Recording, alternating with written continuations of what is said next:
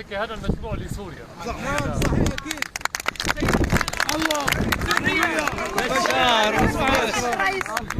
وانا متاكد مثل ما سد الفرات قلب الحاله في الرقه وفي دير الزور، فهذا رح يقلب الحال في الحسكه. ونحن طبعا الطلبات اللي سمعتها منكم لها علاقه بمحافظه الحسكه نحن شايفينها من حوالي شهرين، وعملنا اجتماع. طبعا هذا الكلام بشكل مش سريع له تفاصيل كثير.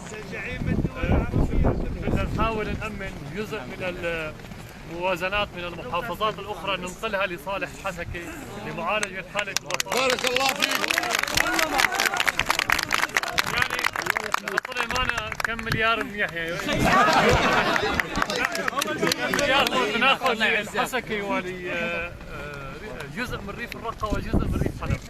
لكن الحسكه فيها اعلى نسبه بطاله وصار فيها جفاف، والحسكه اذا انضربت كل الاقتصاد في سوريا بيهتز.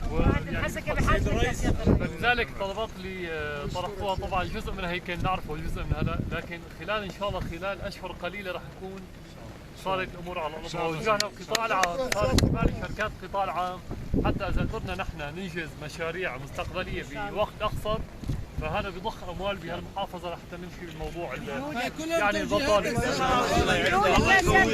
يعني نحن طبعا صار في سله غذائيه، ما بدنا نعطي سله غذائيه الا بحالات اضطراريه، نحن بهمنا نشغل الناس، اهمنا السله. سلموا على الكل. انا رح اطلب